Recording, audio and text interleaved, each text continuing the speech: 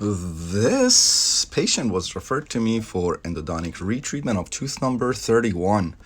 According to the patient, the root canal was done a few years ago, and you can see there's a periapical relucency associated with the tooth. Recently, he started to have some symptoms. Went and saw his dentist, and his dentist referred him to me, and you can see there's a periapical relucency, as I said, associated with the tooth, and patient has symptoms. Tender to percussion, palpation, probings were within normal limits, 2-3 millimeters. So as I said, you can see a previous root canal. That is a porcelain crown there. This was glass ionomer buildup, and as I said, periapical relucency.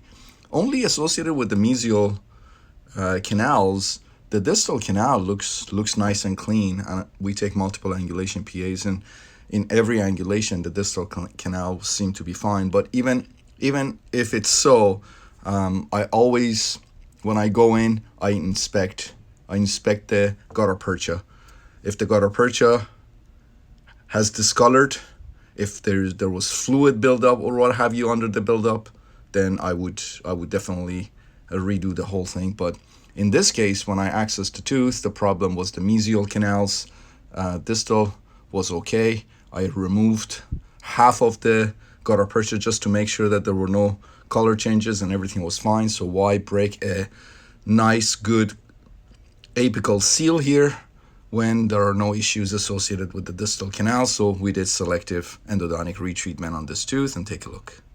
And here it is. As you can see, everything went beautifully. Look at the anastomosis between the mesial canals there. I used full strength sodium hypochlorite and sonic and ultrasonic irrigation, and that's why I was able to clean that isthmus, that space between the mesial canals there. And the other thing I want you to pay attention to is the proximity of these roots to the inferior alveolar nerve canal. So you really want to be careful in situations like this. You want to use minimal sealer and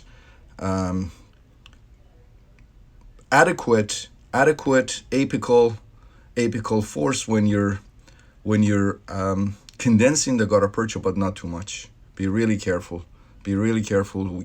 Otherwise, you can fill. And I've posted pictures and videos of other clinicians not knowing what they were doing, and they literally filled the entire inferior alveolar nerve canal.